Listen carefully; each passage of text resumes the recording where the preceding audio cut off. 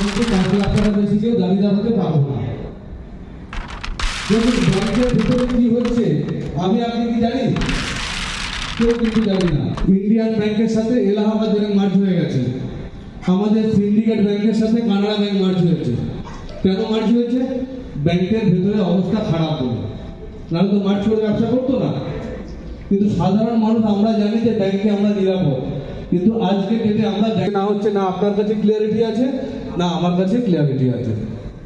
তো সেই জায়গা থেকে আমরা কিছুটা ভরসা করতে পারি কোথায়? পোস্ট অফিসের উপরে, যেহেতু সেন্ট্রাল গভর্নমেন্টের একটা ডিপার্টমেন্ট বলে। এখন কথা হলো যে ধরুন আপনার কাছে হোক বা আমার কাছেই হোক 1 লাখ টাকা আছে, তো এই 1 লাখ টাকাটাকে যদি আমি ব্যাংকে বা পোস্ট অফিসে রাখি তাহলে ওখান থেকে আমি মাসে কত রিটার্ন পাবো?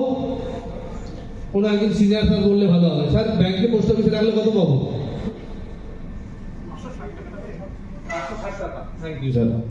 তাহলে দেখুন আমার ওই 1 লাখ টাকাটা যদি আমি ব্যাংকে বা পোস্ট অফিসে রাখি তাহলে ওখান থেকে মাসে আমি পাবো কত? 500 থেকে 600 টাকা।